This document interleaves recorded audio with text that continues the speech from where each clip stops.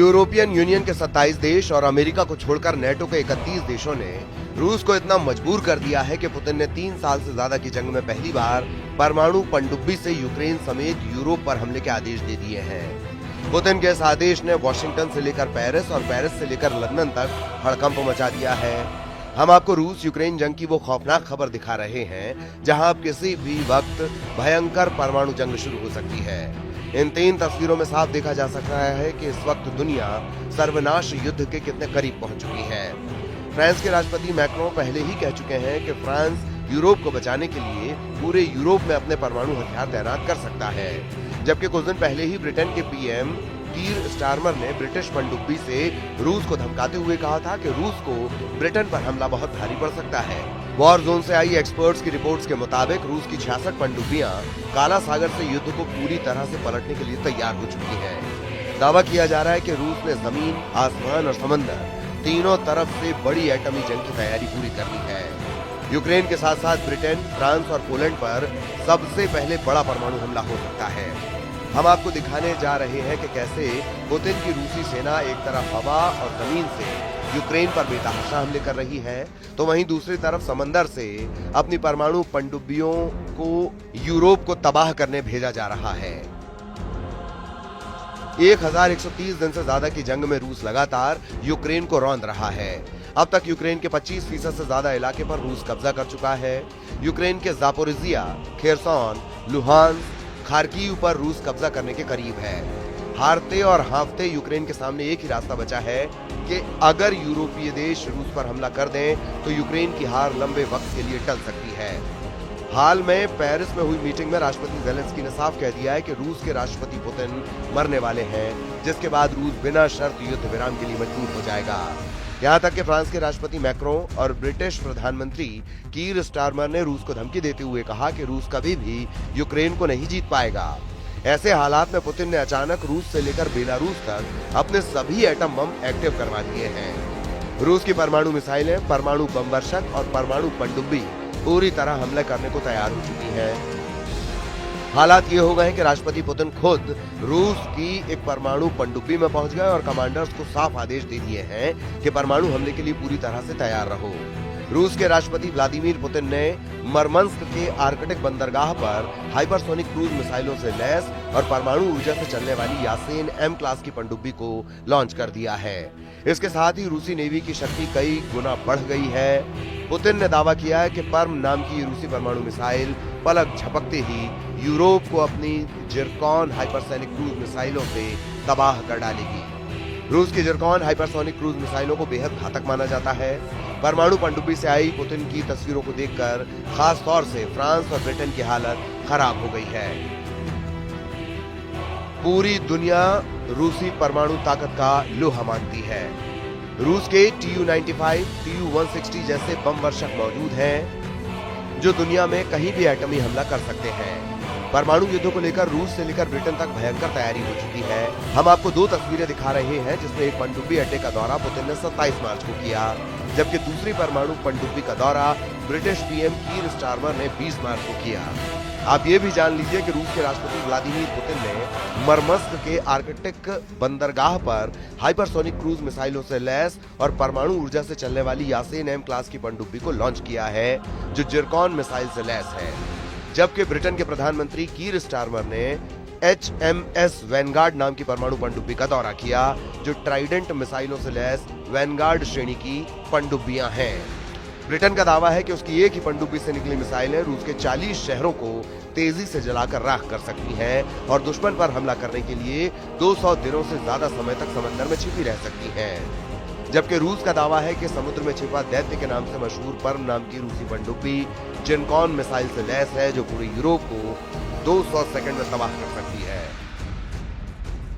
उधर दूसरी तरफ नेटो ने तेजी से रूस से मुकाबले की तैयारियां शुरू कर दी हैं। जो दावे किए जा रहे हैं वो हैरान करने वाले हैं। रूस के हाथों यूक्रेन की तबाही और बर्बादी देखने के बाद से यूरोपीय और नेटो देशों के सामने सिर्फ एक ही रास्ता बचा है, या तो रूस से सीधी जंग करो या फिर अपनी जान बचाकर भागो। पेरिस, लंदन और ब्रसेल्स में नेटो और यूरोपियन यूनियन की मीटिंग में ये बिल्कुल साफ हो चुका है कि यूरोपीय देश किसी भी कीमत पर पुतिन और ट्रंप की डील को नहीं मानने वाले हैं। हालात ये हैं कि अब पोलैंड तीसरे विश्व युद्ध का पहला हेडक्वार्टर बन गया है। नेटो की तरफ से पोलैंड रूस को सीधी चुनौती दे रहा है, ऐसे दावे किए जा रहे हैं। वहीं बाल्टिक देश एस्टोनिया, लातविया और लिथुआनिया भी रूस के हमलों से निपटने के लिए एड़ी चोटी का जोर लगा रहे हैं। दावों के मुताबिक पोलैंड में 1,20,000 नेटो सैनिक जमा हो चुके हैं। फ्रांस की स्पेशल फोर्स के लगभग 6,000 स्पेशल कमांडो पोलैंड में मौजूद हैं। इधर रूस ने बेलारूस में अपनी इस्कंदर मिसाइल 5 महीने पहले ही तैनात कर दी थी। खबर यह भी है कि अगर पोलैंड की तरफ से रूस पर हमला होगा तो बेलारूस की तरफ से यूक्रेन पर रूस और बेलारूस की सेना मिलकर बड़ा हमला कर देगी। नेटो की इस चाल पर ट्रंप की मुहर नहीं लगी है, ऐसा दावा किया जा रहा है। पुतिन एक तरफ परमाणु मीटिंग करने में जुटे हैं, वहीं दूसरी तरफ रूसी ब्रिगेड जमीन, आसमान और समंदर से परमाणु हमला करने में जुटी है। रूसी नौसेना के पास फिलहाल एक यासेन क्लास की पनडुब्बी सेवेरोडोविंस्क और 4 एडवांस्ड यासेन एम पनडुब्बियां हैं, जिनके नाम कजान, नोवोसिर्बिस्क, क्रास्नोयार्स्क और आर्कान्ज़स हैं। वो हमले को तैयार हैं। न्यूक्लियर थ्रेड इनिशिएटिव की रिपोर्ट के मुताबिक अगस्त 2023 तक रूसी सेना के पास करीब 64 पनडुब्बियां थीं, जो दुनिया में सबसे ज्यादा हैं। लेकिन अब रूस के पास पनडुब्बियों की संख्या बढ़कर 66 हो गई है। परमाणु ऊर्जा से चलने वाली यासीन एम क्लास की ये पनडुब्बी 13,800 टन की है। व्लादिमीर पुतिन ने घोषणा की है कि यासीन एम क्लास की पनडुब्बियां आधुनिक नेविगेशन, कम्युनिकेशन और हाइड्रो एकॉस्टिक सिस्टम से लैस हैं। ये पनडुब्बी अत्याधिक सोफिस्टिकेटेड हथियार ले जा सकती हैं और रोबोट टेक्नोलॉजी को इसमें शामिल किया गया है। पनडुब्बी पर जिरकॉन हाइपरसोनिक क्रूज मिसाइलों से लैस है, जो इसे पहली बहुउद्देशीय पनडुब्बी बनाता है। रूसी नौसेना के लिए ये एक बेहतरीन डिजाइन और एडवांस क्षमताओं वाली मल्टी रोल पनडुब्बी है। हालांकि घातक जिरकॉन मिसाइल की रेंज विवादित रही है, क्योंकि मिसाइल डिफेंस एडवोकेसी अलायंस ने पहले कहा था कि इसकी रेंज 500 किलोमीटर फिर 750 किलोमीटर के बीच बताई गई, जबकि रूसी सूत्रों ने दावा किया कि ये 1000 किलोमीटर तक जा सकती है और ध्वनि की गति से 9 गुना अधिक गति से हमला कर सकती है। रूसी वायुसेना, नौसेना और थल सेना तीनों ही यूरोप पर परमाणु हमले की तैयारी में जुटी हुई हैं।